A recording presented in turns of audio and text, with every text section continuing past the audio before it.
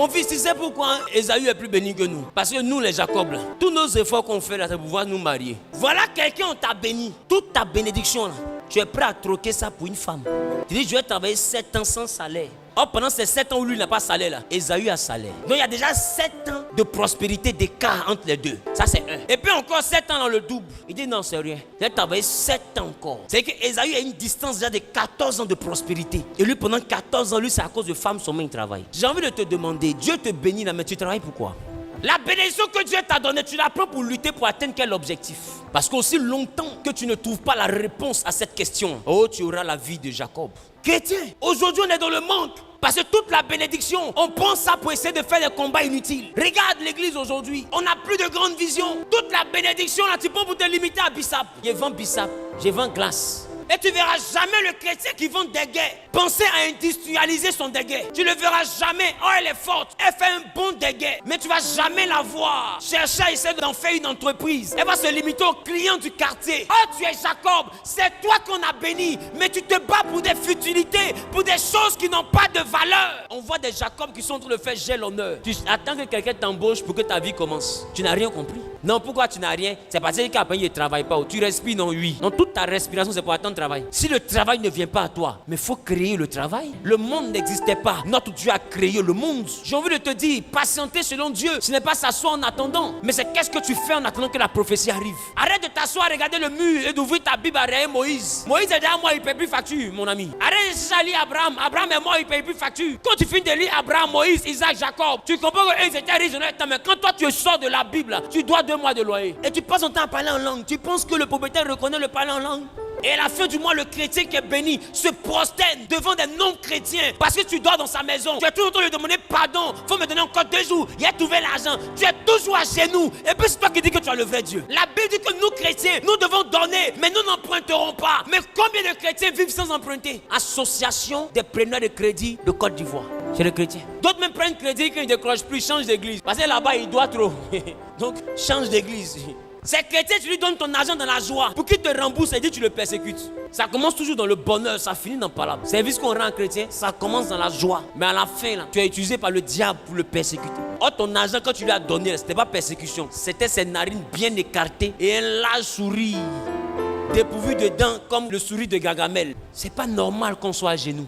On dit on a le vrai Dieu, mais on attend que les francs-maçons nous embauchent. Regardez toutes les sociétés, c'est eux. On attend que les rosicruciens nous embauchent. Tous les endroits où tu t'en postuler, et puis tu attends qu'on te réponde, c'est eux. Si vraiment tu as le vrai Dieu, va créer ta société aussi. Et on est à genoux, on est là avec des miettes, dans des stages où on ne nous embauche pas. On recommence, stage 3 mois, on renouvelle, on renouvelle. On est comme des manœuvres auprès des gens qui sont comme Ésaü. Des gens qui n'ont pas été bénis, mais nous sommes comme des esclaves chez eux. Travaille pour Libanais, il va t'insulter de la genèse de ta journée jusqu'à l'Apocalypse. Pour combien? 70 000. Tu vois les chrétiens, tu es vigile, tu es là, tu veilles. Toi-même ta tête, ça a tapé le mur. Parce que tu piques la nuit, tu es fatigué. À cause de combien? 50 000 à la fin du mois, 60 000 à la fin du mois. Et tu vas venir dire, j'ai le vrai Dieu. Tu es à genoux, mon ami. Tu ne peux pas avoir la bénédiction. Et puis c'est toi qui es derrière. La Bible dit, c'est la bénédiction de l'Éternel qui enrichit. Comment nous on fait pour avoir la bénédiction et puis on n'est pas riche? Et aujourd'hui, le chrétien, quand parmi nous quelqu'un est riche, ça devient un scandale. Non, est-ce qu'il n'a pas vendu son âme? Est-ce qu'il ne s'est pas prostitué? Est-ce qu'il n'est pas devenu franc-maçon? Est-ce qu'il n'est pas devenu rosicrucien? Est-ce que ce n'est pas rentré, ce n'est pas rentré là-bas? Tellement être à genoux, c'est normal. Mais c'est normal parce qu'un enfant qui vient au monde, il cherche à marcher parce qu'il voit que dans la maison, tout le monde est sur son pied. Mais s'il est venu au monde et puis il voit que dans la maison, tout le monde rampe là, tu penses qu'il va chercher avec 4 pattes?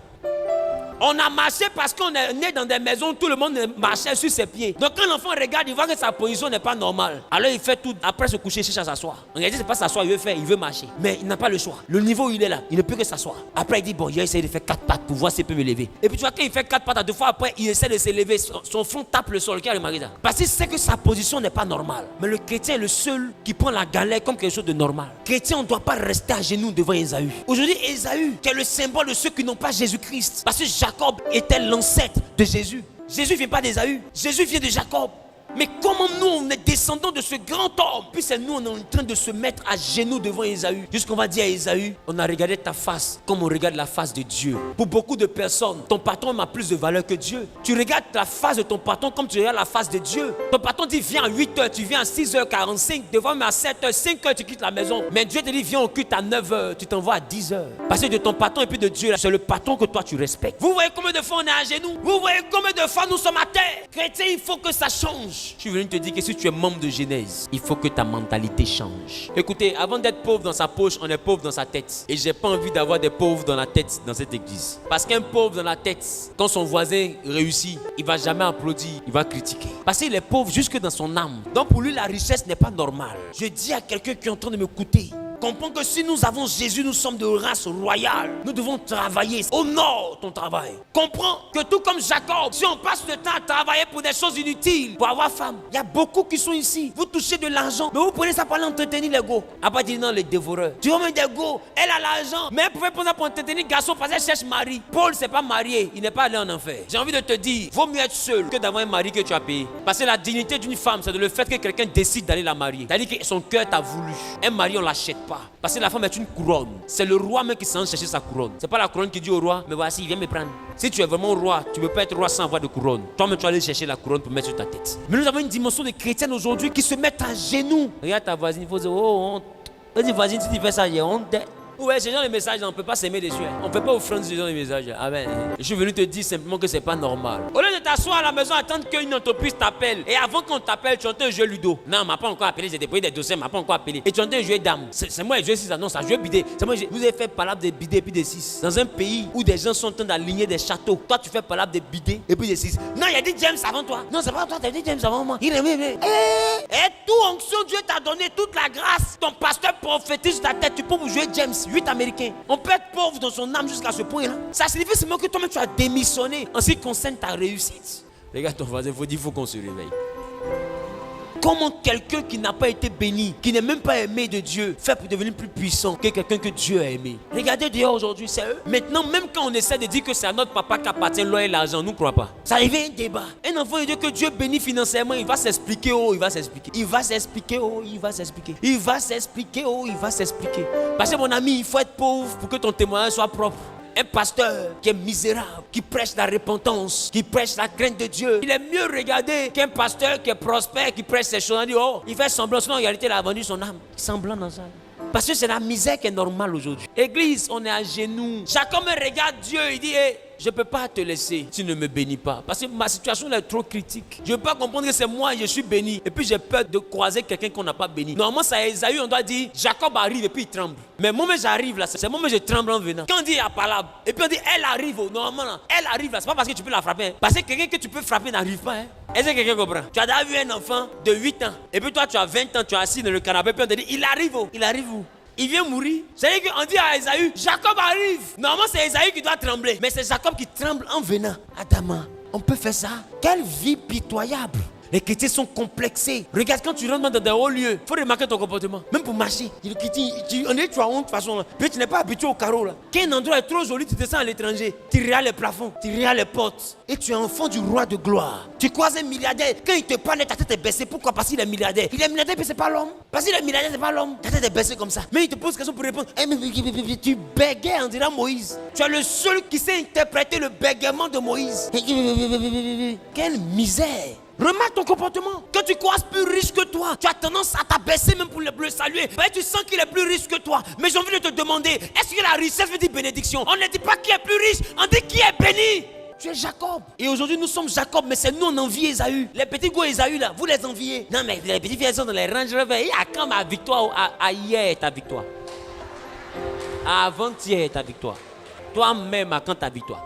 Parce que je ne peux pas comprendre que tu peux être chrétien et puis ton modèle, c'est une païenne. Tellement on n'a plus de modèle de réussite dans l'église. C'est d'ailleurs on prend le modèle de réussite. Vous savez ce qui m'a fait le plus mal cette semaine? C'est que quelqu'un réalise que Dieu m'a donné un peu et puis me compare à Moula. Il faut me comparer à Salomon. Même si tu n'as pas un modèle de réussite autour de toi, mais au moins il y a un modèle de réussite dans la Bible. Il faut me comparer à Salomon. Il veut dire qu'il est riche comme Salomon. Il faut me comparer au moins à Salomon. Tellement on est pauvre jusque dans notre âme. C'est dans le monde on va chercher nos repères. Il y a un problème.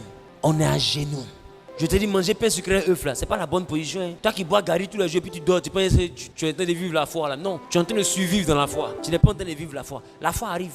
Quand on dit le juste vivra de la foi là, c'est quand ta foi est capable de te rendre millionnaire. Là, tu vis par la foi. Mais quand ta foi te donne Gary et Arachide, tu suivis par la foi. Parce que vivre et puis suivre, c'est deux dimensions différentes. Celui qui vit, il se réveille matin, il s'en va à Hong Kong. Il n'y a pas un ambassadeur pour lui dire tu vas pas. Il dit après, je m'en vais à Miami. Tu vis. Mais quand tu suivis là, quand tu dis si je dois partir en continent à côté si Dieu le veut. Oh, il y a des païens là, ils n'ont pas bien que Dieu veut. Ils dorment, ils se réveillent. Ah, mon gars, mais tu es où? Mais il cherche moi à Genève là. Bon, d'accord, je fais rapidement un tour à Paris. Et puis de Paris, je dois partir au Luxembourg. Mais après ça, je te rejoins à Genève, tu as compris? Bon, que toi, on se voit la semaine prochaine. Easy. Les causeries, les chic comme ça. Ton pari que toi, chrétien, tu attends pour un témoignage là. C'est ça, de parler de ça, on dirait amusément. Entendu, toi, tu es monté dans l'avion, tu risques de pleurer à côté de ton voisin. Dieu est bon. Dieu est bon. On avait dit que j'allais partir en France. Dieu est bon, ma chérie, Dieu est bon. Yeah.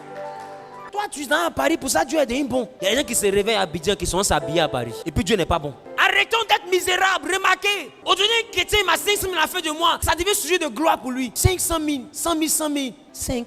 Il se sent le plus élevé de la famille. Les gens parlent, il parle. Il est assis comme ça. Ouais, vous dites quoi? Toi, tu es déjà devenu Salomon. Tellement la pauvreté est dans la mentalité du chrétien. Tu veux un chrétien qui paye voiture France au revoir. 2 millions, 3 millions, il ne se sent plus. Toi, tes camarades payent à Abidjan, bonjour. Toi, ta voiture qui était en France, c'est quand France même a dit au revoir. Ça a atterri ici. C'est dans ça là, toi, ton malin commence. Chrétien, on a dévalué notre Dieu. Comme les Blancs ont dévalué le franc CFA. On a mis notre Dieu à terre. Comme nous. Ça fait qu'aujourd'hui, un païen n'a plus peur de mal parler de Dieu et de ses enfants. Il est temps qu'on l'enseigne le respect. Pour lui dire que les chrétiens ne sont pas des misérables. Les chrétiens ne sont pas des crèves-la-fée. Les chrétiens ne sont pas des derniers. Nous ne sommes pas là pour être la risée du monde. Nous ne sommes pas là pour être à la traînée. Nous ne sommes pas là pour être les misérables. Nous sommes ceux que Dieu a bénis. Tu as aussi une destinée. Les millions, la personne est venue au monde avec. Le même Dieu qui a béni les gens dans la Bible, il est encore le même aujourd'hui. Il sera le même demain. Tout dépend de ce que tu veux faire de ta vie. Arrêtons de nous concentrer sur des futilités. Les païens se moquent de nous. Les païens se moquent de nous.